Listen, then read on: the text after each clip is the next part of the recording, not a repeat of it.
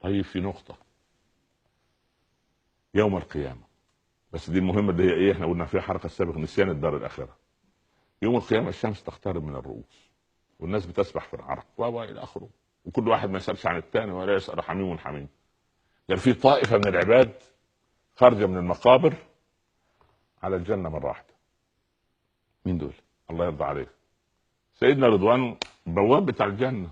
كده اي وكان من غير بواب يعني كده اي انتم لم ينشر لكم ديوان ولم ينصب لكم ميزان، كيف تدخلون الجنان؟ قال يا رضوان نحن لا نقف لا لحساب ولا لميزان ولا لنشر ديوان. أو ما قرأت القرآن؟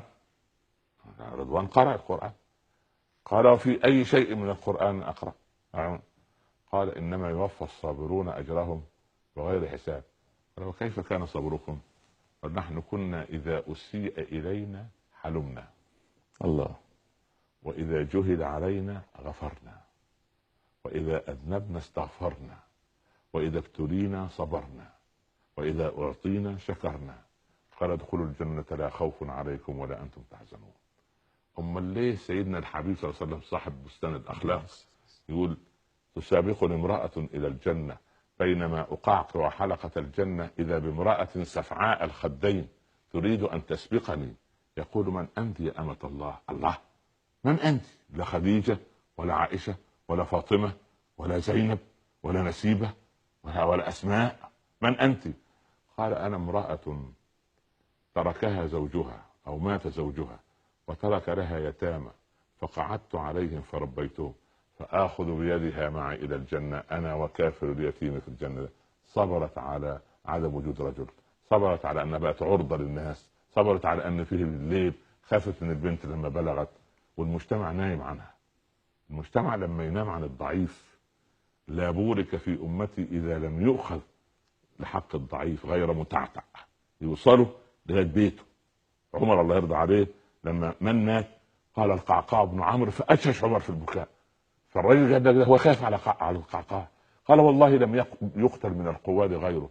قال أنا لا أبكي على القعقاع، هذا رجل مشهور، ده رئيس أركان ولواء وجنرال، أنا أبكي على أناس لا يعرفهم عمر وإنما لا يعرفهم إلا رب عمر يجازيهم يوم القيامة. أنا أبكي على أنا ما أعرفهمش هم فين ومن أي بلاد من أي قبيلة وسايب مين وترك مين. وسبحان الله الصبر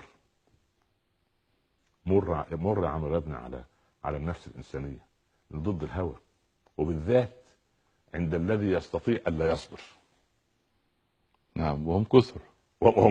نعم. أنا ممكن أشهر بيك في الصحيفة، ممكن أشهر بيك في الإعلام، ممكن أكتب فيك عريضة، ممكن أقابل فيك النائب العام في دقيقتين وأقول لك مش عارف إيه، وأقابل فلان وأرشي فلان والعياذ بالله أدفع فلان وأشوه الصورة وأصغر وأعمل لك مؤامرات وإشاعات وسبحان الله وأفرح بالانتصار. فدي عايزة صبر من إيه؟ قال علي سأصبر حتى يعجز الصبر عن صبري، وأصبر حتى يأذن الله في أمري، وأصبر حتى يعلم الصبر أنني صابر على شيء هو أمر من الصبر.